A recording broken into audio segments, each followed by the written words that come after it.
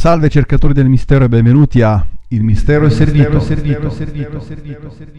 Il titolo di questo video potrebbe fare pensare che io l'abbia fatto per fare audience, uno di quegli argomenti alla moda per Halloween, ma non sarà così.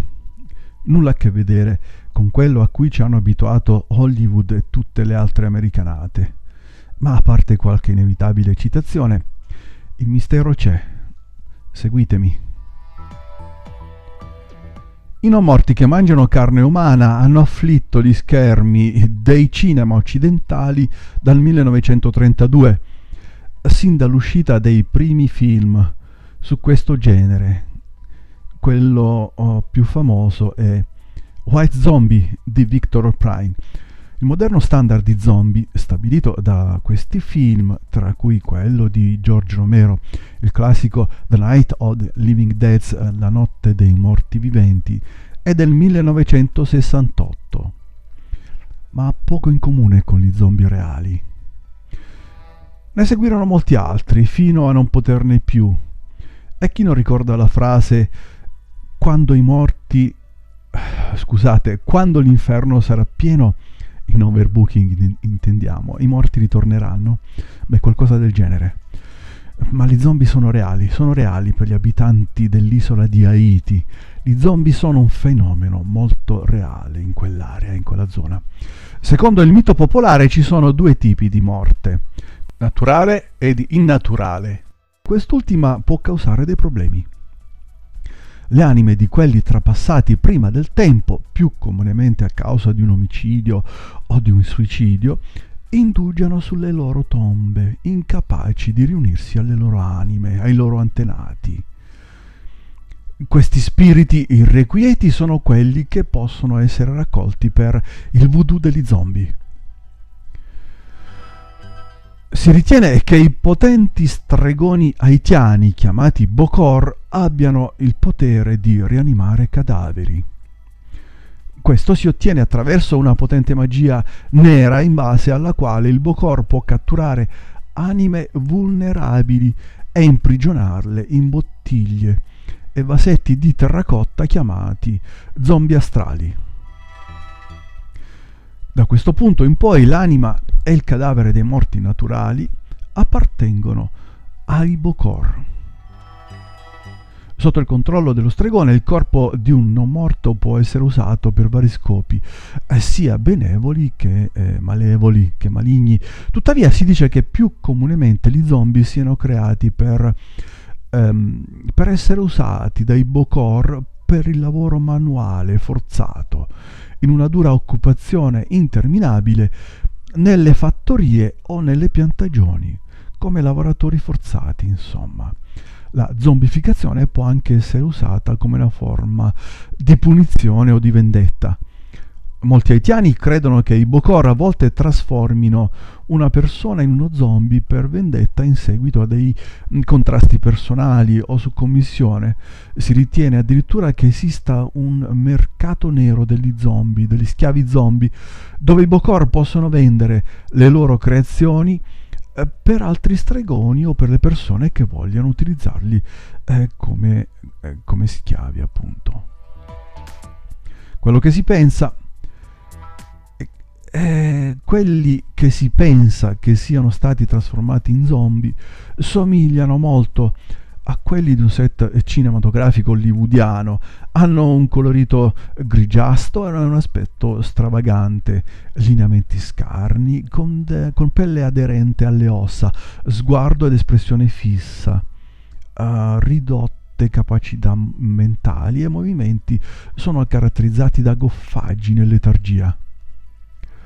Oltre alle qualità fisiche, gli zombie haitiani tendono a esibire un miglioramento della prestanza fisica, un aumento della forza, una grande resistenza sia al dolore che all'esaurimento, che li rendono ideali per la servitù duratura.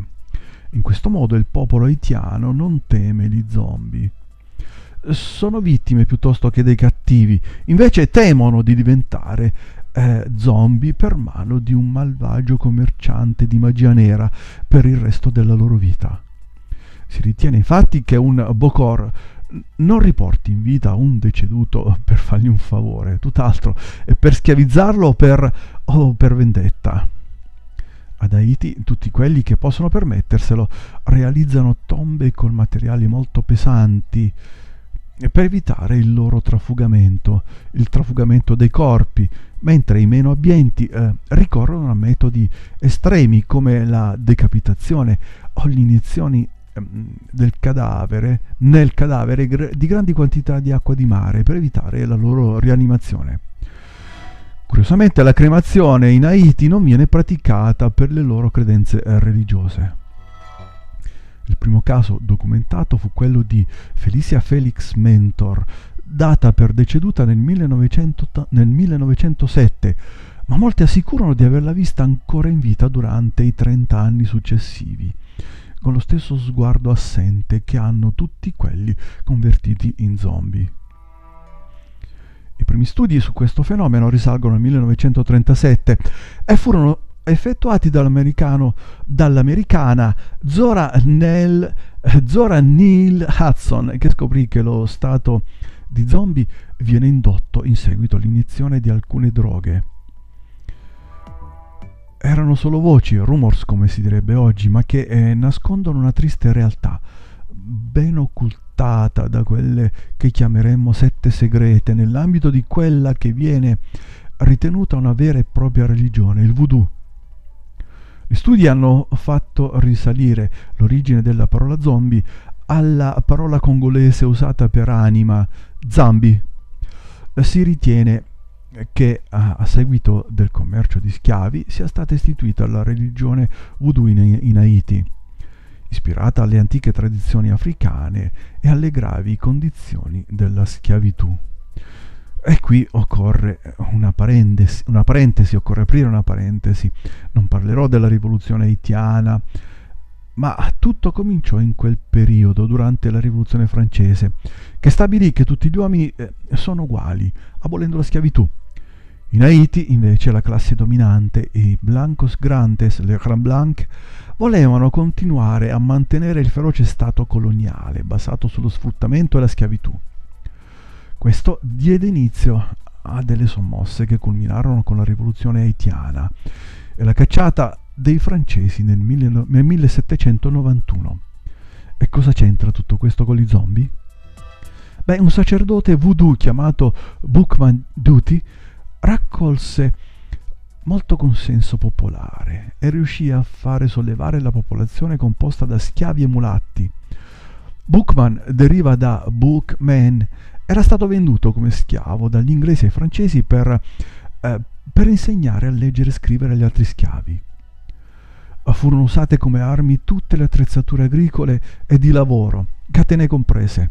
I ribelli misero a ferro e fuoco Santo Domingo, Hispaniola, Haiti e tutta l'area. Ci furono oltre 10.000 morti tra gli schiavi ribelli e 2.000 fra i bianchi. Nel 1798 gli haitiani ottennero l'indipendenza. Ci furono ancora azioni e reazioni cruente, fino alla promulgazione della Costituzione nel 1805. Beh, ci fu anche l'intervento di Napoleone. Ora, per rimanere nello spirito di questo canale, sapevate che Haiti è l'unico paese ad essere stato consacrato al demonio? Nel 1791 si consacrò al demonio per 200 anni e lo fece proprio quel Boukman e fu il primo paese americano ad ottenere l'indipendenza. Nel 2005 questo patto fu nuovamente stabilito. Si consacrò nuovamente Haiti al demonio per ancora 200 anni. E ci sono stati due fatti recenti che potrebbero avere una connessione. Uno è l'uragano Mateus del 6 ottobre 2016, ci furono oltre 900 morti. L'altro accadde il 12 gennaio 2010, un terremoto devastante del 7,7 grado della scala della scala Mercalli, con epicentro a pochi passi da Port-au-Prince, la capitale. Ci furono oltre 316.000 morti ed è una delle più grandi catastrofi della storia. Questi fatti terribili accaduti nell'antichità e in tempi moderni ci parlano della terribile realtà che riguarda Hispaniola, e questo è il nome dato da Cristoforo Colombo alla Repubblica Dominicana, il nome ufficiale di Haiti. Ci parlano della disgraziata realtà di questo paese, però c'è di più. Guardate queste immagini simili. Guardate questa immagine simile ad un cranio che fu ripresa dai meteorologi quando l'uragano Mateus passò sopra Haiti. Terribile, vero? La stranezza continua col fatto che la parola uragano, hurricane, uragan, deriva dalla parola indigena urukan, che indica spirito maligno. Tecnicamente deriva da una tribù locale, significa dio del male. Alcuni credono che i Maya utilizzassero questa parola per indicare il dio delle tempeste, della pioggia e del fuoco, un dio a cui venivano tributati anticamente enormi sacrifici umani dalle popolazioni locali. La tragedia di Haiti, le tragedie di Haiti sono la schiavitù, la fame e la povertà. Proprio da qui partì la piaga dell'AIDS che colpì gli Stati Uniti e il resto del mondo, e proprio da qui spesso prendono origine gli uragani che provocano tempeste, inondazioni, catastrofi e migliaia di morti. La maggior parte della popolazione vive con circa 40 centesimi di dollaro al giorno ed è il paese più povero di tutta l'America cosiddetta latina. È solo una coincidenza? Non possiamo darne la colpa solo ai conquistadori spagnoli, né ai coloni francesi e neanche agli Stati Uniti. O furono i primi a ottenere l'indipendenza poco più di 200 anni fa, ma da allora è come se ci fosse una terribile maledizione ad Haiti. Potrebbe avere origine nel satanismo o nella magia nera? Forse non è bello pensare questo, però la storia si scrive con i fatti. Ma com'è nata l'idea degli zombie? Oggi si stima che l'80 o il 90% della popolazione haitiana crede e pratichi la religione voodoo. Le vecchie superstizioni, la paura della zombificazione sono state usate addirittura come strumento politico e di controllo sociale ad Haiti fin dal 1957. Dal 1957 al 1984, sotto il regime del dittatore François Duvalier, fu sfruttata la minaccia della zombificazione per reprimere il dissenso. Correva voce che la polizia segreta impiegasse potenti stregoni per zombificare chiunque uscisse fuori dalle righe. Fino ad oggi l'articolo 246 del codice penale haitiano ne fa allusioni misteriose, parlando di reati che comprendono la letargia, il prolungamento di vita e sepolture improprie, tutte cose che ricordano in modo sinistro i Bokor del rito voodoo e la zombificazione. Il fenomeno degli zombie non ha mai lasciato Haiti, con avvistamenti di creature disgustose e in molte aree rurali, praticamente dappertutto. In effetti i rapporti sono comuni e ci sono delle stime sensazionali che sostengono che ci sono fino a 1000 nuovi zombie ogni anno. Alcuni accademici hanno cercato la spiegazione della zombificazione haitiana attraverso la farmacologia, e alcune piante sono state identificate come produttrici di effetti psicoattivi non dissimili da uno zombie. Un importante ricercatore, Wade Davis, teorizzò negli anni '80 che si ottenesse uno stato simile alla morte da parte dei Bokor attraverso una potente neurotossina, come quella derivata dagli organi interni del pesce palla, chiamata tetradossina, una sostanza 1000 volte più tossica del cianuro. Questa verrebbe spruzzata sul viso delle vittime. Ma andiamo avanti. Una volta somministrata, la vittima viene sepolta e ritenuta morta dalla famiglia. Dopo questo il suo corpo viene riesumato e rianimato, è schiavizzato attraverso l'uso di psicoattivi ricavati da alcune piante locali, come la pianta di Jameson o il cetriolo zombie, che inducono lo stato di trance vulnerabile al controllo mentale. Si ritiene che siano coinvolte altre sostanze che potrebbero scatenare una dislocazione psichica nella creazione degli zombie. I Bokor haitiani ammettono l'uso di polveri nel processo di zombificazione. Tuttavia, quei ricercatori che hanno cercato di approfondire il mondo spirituale degli zombie haitiani hanno trovato difficoltà sempre crescenti, sempre maggiori nel procurarsi campioni definitivi. La polvere e la sua ricetta sono monopolizzate dalla società segreta Bizango, che cominciò iniziando come un piccolo gruppo di schiavi fuggiti dalle piantagioni durante il periodo coloniale. I pochi campioni recuperati e testati in laboratorio non si dimostrano attivi, non si sono dimostrati attivi.